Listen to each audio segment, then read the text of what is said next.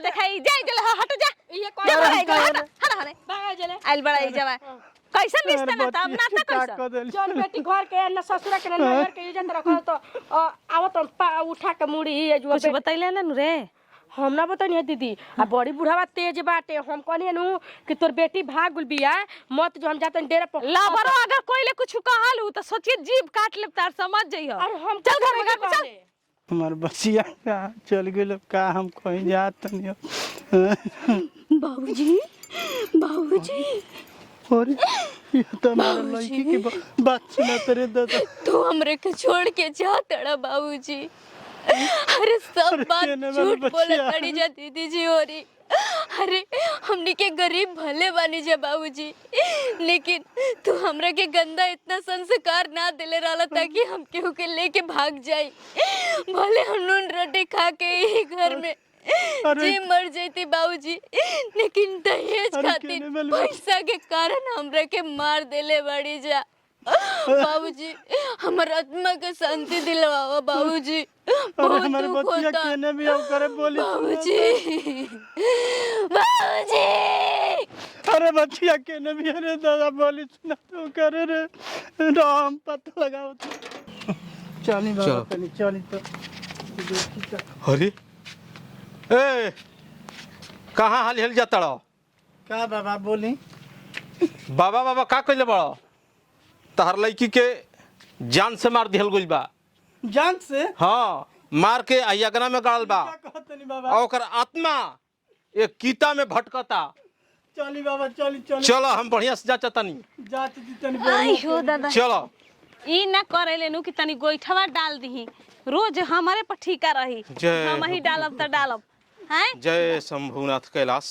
अरे ए कहां है ई केकरा के लेके आइल बड़ा हो घर में के करा के लेके ले मैं तार नहीं क्या बुझाती निकल के नहीं ठीक ना ढोंगी अरे औरत ज्यादा मत बोल अरे मूर्ख साधु तू ज्यादा मत बोल न जल्दी त भांडा खुल जी हम कहतनी कैसन भंडा खोल बता जल्दी। भंडा खोलबा बता ना जौन अत्याचार कइले बड़ी ना उ तोर सब एकदम निकल जाई अरे तोरे जैसे पर्दा फांस हो जाई ढोंगी से दे हमने घर में घुसिया मत जल्दी कि ना ई के जबरदस्ती करत अंजा जी अभी बोल तू जबरदस्ती नहीं करत देखी बाबा जाती यहाँ ना लगे बस के बा पगला आई बुढ़ाऊ अभी लगा अरे अरे जय शंभु कैलाश ई कैसन साधु बात दीदी कि हमनी के घर में घुसता अरे औरत कहतनी हाथ मत लगाओ हाथ मतलब ई तू समझ भिख ले। मांगा हो के तो हमनी के घर में घुसता मांगा हमन बाबा। हां बाबा तू ई कुल कौन बाजार लगैले बा होय कुल के लेके आवत का के लेके आवत हमने के घर दुआर में हां सही बुढ़ावा सोना के अरे भीख मांगा नु हो सन इनके इज्जत बाटे हां ई कहां जा तो सन इने कहां हो इने के ने जय हां देख तोर लड़की कैलाश है जे गाड़ल बा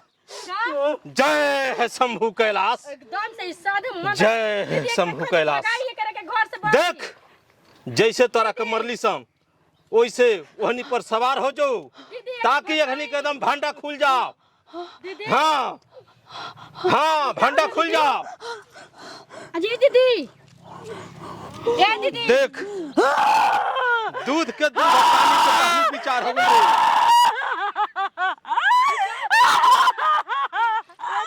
अरे हो घड़ी तक कहत यार ढोंगी साधु का हमारा घर में घुसत रहे देख साधु तू ही हमर दीदी के कुछ ना कुछ कहले बड़े अरे बेकू हम कहते हैं तू चुप हो जाओ दीदी देखा बच्चा एकरा के लिया चल देवास पर अब वो जे सब बाकी हम चलत नहीं हो जी ठीक बा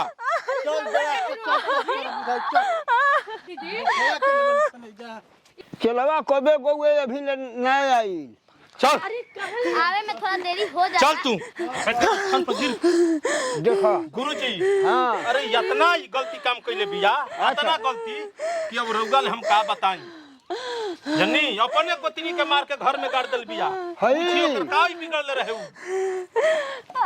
करे का करतई रे बड़ा तू आंटी करतई तोरा के हमर गुरुजी के अच्छा तो हम लोग पचारा रहसावत नहीं अच्छा गुरुजी मिल के एकरा के कैप्चर करत रुक अभी रुक गुरुजी हां हमर पागल बार के कसम एकरा के नानी दूध के याद दिला दी हां हां दिला दो हम पचारा रहसावत नहीं ठीक बा चला चलो चली गुरुजी अरे होता भीनु सारावा कोई लिया बोलिया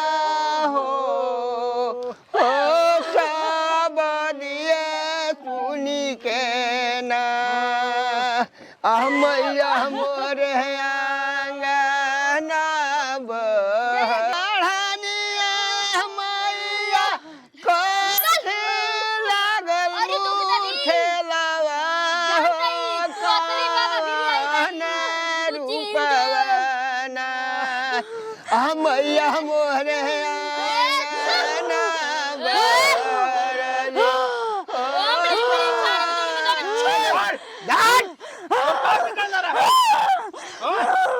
पूछो पूछो पूछो पूछो।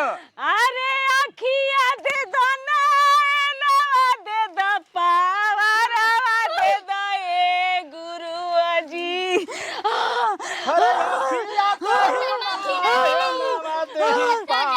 हमारा देही में धारा में अरे भाई के दुलारी गोधिया रही ए गुरुआ जी।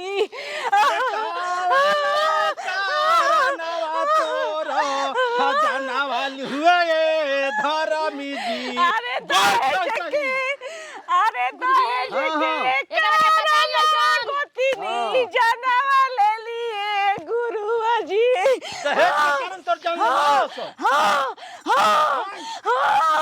अरे गुरुजी बताई केहू गरीब आदमी के ओकर बेटी के दहेज ना दे लेनी मन हमारे डोलिया आइले गुरुआ जी।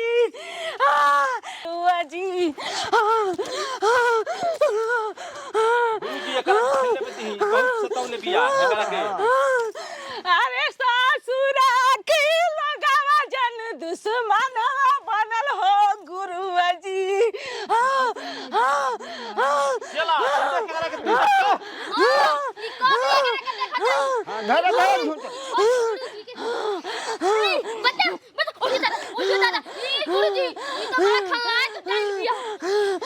कुछ न करी। अरे ओ दिन तोर जान मरलस ओकरा कहेंगे हमर चला काहे के तू छोड़ तड़ी। बाबूजी बाबूजी ओ बाबूजी आयो बाबूजी आय अखिया के पुतरिया तो हर सपना भइली हो बाबूजी। अरे शांत रहो शांत रहो आराम से आत्मा के शांति देवे पड़ी। शांति दे दी बाबा तो हमारा नहीं खेल। अबे तार लड़की के एकरा तही पर हटा देता नहीं। जय शंभू का शांति करावे में खर्चा बा तो हट रखा कर दिया था। तही पर जो अस्थिर हो तोरा के खर्चा पानी दियाई जो बड़ा फड़फड़ात रहे ई भूतनी। दीदी खर्चा लागी जननी। ठीक बानी। लागी तो हां एकरा के 6 महीना खातिर हम रोक देतनी। का हो गरल रे हमके रोवा छुटकी के मार देले बनी उ रोवा देही पे आई रे भूत बन गोल बिया दीदी। बे हां दीदी रोवा अरे बाबा लुटिया बहुत ली तार लड़की भाग गइल बिया। आज देखत नहीं रहुआ कबार दहनी तेकरा हमारा लड़की के आत्मा के शांति दे आइन के तुरंत हम जेल में फंसावत नहीं अब हमके। बाबूजी अरे बैठ हम आत्मा के शांति दिवा तनी। या गुरुजी, तना अगर पढ़ले रही से ना कि तन जात ये भाग गइल हई हो गइल हई हो गइल अबे हम चिन्हते नहीं कि कौना खूनदान के हई हम लइका। अरे बाबूजी हमने सियला दिखियला से हे कबार दनी महाराज हम जो हत नहीं मैं ठीक बा कबार देनी। अब आज जा लड़की के पता नहीं चला। लड़की के हम अस्थिर को देतनी और 6 महीना खातिर ठीक ना करी करी यानी कि हम बता देते नहीं बहन। जय अरे दादा ई का हो गेल मसान बाबा देखा जाई राव लड़की अस्थिर हो जाई।